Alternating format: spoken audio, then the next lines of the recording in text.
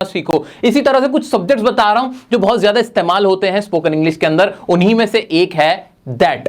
यूं तो दैट का इस्तेमाल होता है किसी दूर रखी हुई चीज की तरफ इशारा करने के लिए। फॉर एग्जाम्पल, कोई कुर्सी है बहुत दूर रखी हुई है तो मैं बोलूंगा दैट चेयर। इसी तरह से कोई लड़का है बहुत दूर खड़ा है तो मैं बोलूंगा that boy, that girl, that person, that wall. इस तरह से मैं दैट का इस्तेमाल करता हूं। लेकिन एक और इस्तेमाल होता है दैट का जो बहुत ज्यादा इस्तेमाल किया जाता है, सेलिब्रिटीज भी बहुत ही करते हैं दैट का इस्तेमाल।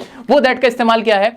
किसी सोच को, किसी बात को, किसी चीज को इंडिकेट करने के लिए, इशारा करने के लिए। कैसे? एग्जाम्पल की मदद से समझते हैं। फॉर एग्जाम्पल, मैंने आपसे कहा you are a good boy but you committed a mistake last night. आप एक अच्छे लड़के हो लेकिन कल रात आपने एक मिस्टेक की थी, ठीक है, आपने गलती की थी। अब मैं इसका जवाब क्या दे सकता हूं? That was not my mistake। अभी जो that आया यहां पे किस चीज के लिए आया? किस चीज के लिए आया भाई? लास्ट नाइट की जो मिस्टेक की बात हुई थी उसके लिए आया। यानी मैंने उस बात को बार बार रिपीट नहीं किया, मैंने रिपीट नहीं किया बल्कि that बोल दिया, सिर्फ that बोल दिया। समझ रहे हो? चीज की तरफ इशारा करने के लिए, बात की तरफ इशारा करने के लिए। इसी तरह से yesterday I was very happy, that day was special। अब यहां भी दैट डे कौन सा भाई? यस्टरडे। इस तरह से जो भी बात करना चाहते हो, इसी तरह से आप बोल सकते हो that was the best part of my life, that moment was so special and that's what I wanted. अब मैंने बोला दैट्स व्हाट आई वांटेड कि ये वही है जो मैं चाहता था। दैट क्या? अरे वो जितनी भी बड़ी बात थी, जितनी बड़ी भी चीज थी, उसके बारे में मैंने कुछ नहीं बोला, बार बार उसको रिपीट नहीं किया, पूरा नहीं बोला, दैट बोल दिया बस। समझ में आया? समझ में आया कि नहीं आया? इसी तरह से आपके सामने दैट के बहुत सारे ऐसे इस्तेमाल आ रहे हैं, उनको ध्यान से देखो, पढ़ो उनको, देखो समझ में आ रहा है कुछ कि कैसे कोई चीज, कोई बात, कोई इंसान जिसके बारे में आप रिपीट नहीं करना चाहते, पूरा नहीं बोलना चाहते, बस जो बोल के खत्म कर देते हो। जैसे हिंदी बोलते ना जो, उसी तरह से, या ये एक हिंदी होती है इसकी, इसी तरह से दैट का इस्तेमाल होता है। मुझे लगता है आपको समझ में आ रहा है कि दैट का इस्तेमाल कैसे होता है। ऐसे ही अब सेलिब्रिटीज, अब आप सुनोगे ना, इंटरव्यू देखो, यूट्यूब पे जाके इंटरव्यू देखो, अब वहां पे इंग्लिश बोलते हुए आप पाओगे कि लोग ना दैट का इस्तेमाल बहुत कर रहे हैं कि that was not the best part of my life, या that was not the thing I was talking about. अब दैट क्या था? ये दैट कुछ नहीं था, ये दैट जो पहले बात हुई थी उस बात को बार बार बोला जा रहा है। अब स्पोकन इंग्लिश है, बातें ही की जाती हैं, तो वहां दैट का इस्तेमाल बहुत ज्यादा होता है। तो आज से और अभी से आप भी दैट का इस्तेमाल करना शुरू कर दो। दिस का इस्तेमाल भी दैट से काफी मिलता जुलता होता है। दिस का इस्तेमाल उन चीजों के लिए किया जाता है जो हमारे बिल्कुल पास में होती हैं, बिल्कुल इमीडिएटली हम उनको छू सकते हैं या उन्हें महसूस कर सकते हैं, वो चीजें होती हैं हमारी दिस में। फॉर एग्जाम्पल, दिस बॉय, ये जो लड़का खड़ा है ना, ये लड़का, दिस बॉय, या दिस मैन, पीछे जो शाहरुख खान आ रहा है ना, उसके बारे में बात कर रहा हूं, तो ये बिल्कुल मेरे पास में है, तो वहां मैं दिस का इस्तेमाल करता हूं। लेकिन दोस्तों मजे की बात यह है कि जब सब्जेक्ट्स की बात आती है तो I, we, you, they, he, she, उनके अलावा ये दिस बहुत इस्तेमाल होते हैं, दैट बहुत इस्तेमाल होते हैं। इसलिए मैं दिस के बारे में आपको पढ़ा रहा हूं। तो दिस का इस्तेमाल कैसे हो सकता है? दिस डे इज स्पेशल, यह दिन स्पेशल है, तो यहां पे मैंने यह की आवाज देने के लिए दिस का इस्तेमाल कर दिया, ठीक है, जो अभी में बात हो रही है। इसी तरह से this is my best moment, ये मेरी बेस्ट मोमेंट है, या दिस इज फॉर यू, ये आपके लिए, कि जो चीज मेरे हाथ में है, जो मेरे पास में है, उसके लिए भी मैं दिस का इस्तेमाल करता हूं। तो आपके सामने भी दिस के इस्तेमाल भी बहुत सारे लिखे हुए आ रहे हैं। बस मैं ये चाहता हूं कि आपको पता चल जाए कि चालाकी कैसे आपको करनी है, क्या करना है कि सब्जेक्ट की तरह दिस का इस्तेमाल, दैट का इस्तेमाल, या आई, वी, यू, दे कैसे मुंह पे लेके आने हैं, तब आपको समझ में आएगा कि कैसे फ्लुएंटली बोलना है, ठीक है। तो दिस का इस्तेमाल भी हमने देख लिया, दैट का इस्तेमाल देख लिया। अब मैं बताता हूं आपको इट का इस्तेमाल।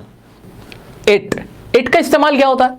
इट का इस्तेमाल लाइफलेस थिंग्स के लिए किया जाता है, लाइफलेस जिनमें जान नहीं होती, और एनिमल्स के लिए। अब आप कहोगे एनिमल्स में तो जान होती है, एनिमल्स के लिए अलग से किया जाता है, उसके अलावा लाइफलेस थिंग्स के लिए किया जाता है, ठीक है। एनिमल्स के लिए भी क्यों किया जाता है? क्योंकि एनिमल्स को ना ज्यादातर हम ही शी की कैटेगरी में नहीं डालते हैं, इसलिए उनको इट मान लेते हैं। अदरवाइज जितनी भी बेजान चीज है, for example it is my habit. अब हैबिट कोई जान तो नहीं है ना इसके अंदर, तो it's my habit to appreciate people, ये मेरी आदत है लोगों की तारीफ करना। या इट इज रेनिंग आउटसाइड, के बाहर बारिश हो रही है, इट इज अ फैक्ट, कि यह एक फैक्ट है। अब इट में और दिस में क्या फर्क हो गया? दिस भी तो यह होता है, इट भी यह होता है। बहुत ही बेसिक सा डिफरेंस है दोस्तों।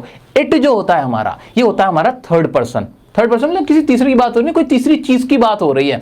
जबकि जो हमारा दिस होता है ये हमारा डेमोन्स्ट्रेटिव प्रोनाउन होता है। तो इतनी सी बात याद रखनी, किसी तीसरे की बात करो, तीसरी चीज की बात कर रहे हो, तब आप इट का इस्तेमाल करते हो, दिस का इस्तेमाल नहीं करते। और मेन पॉइंट तो ये रहेगा कि लाइफलेस चीजें, लाइफलेस चीजें कभी भी दिस नहीं लगेगा, उसके लिए इट ही लगेगा। क्लियर हो गया? तो इट का इस्तेमाल भी आप देखोगे कि बहुत तरीके से किया जाता है, आपके सामने दिख भी रहा होगा कि इट का इस्तेमाल कैसे कैसे किया जा रहा है। आपको भी करना है, सब्जेक्ट मुंह पे लाना है, कुछ समझ नहीं आ रहा, इट का इस्तेमाल करके आप इसको भी अपनी फ्लुएंसी के अंदर लेके आइए। अब बात करते हैं देयर के इस्तेमाल की।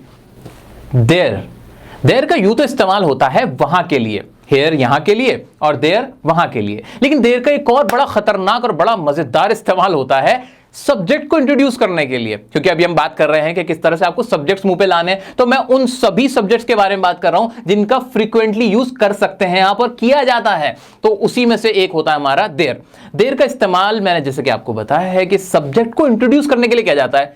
वो कैसे? अरे मान लीजिए आपको बोलना है एक राजा था, इसकी इंग्लिश क्या बनाओगे? A king was.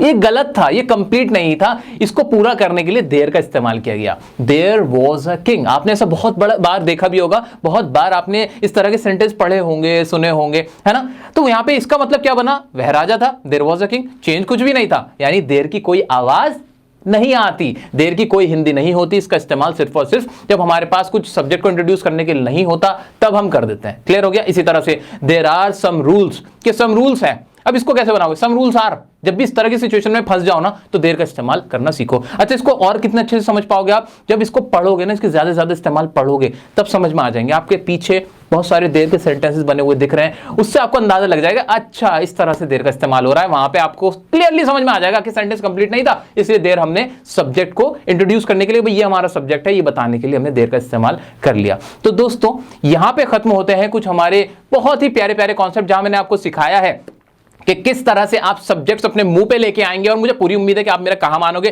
पहली बात तो मुझे कमेंट करके बता देना कि टेंस की वीडियो देख ली क्या नहीं देख ली। मैं जो कह रहा हूं बस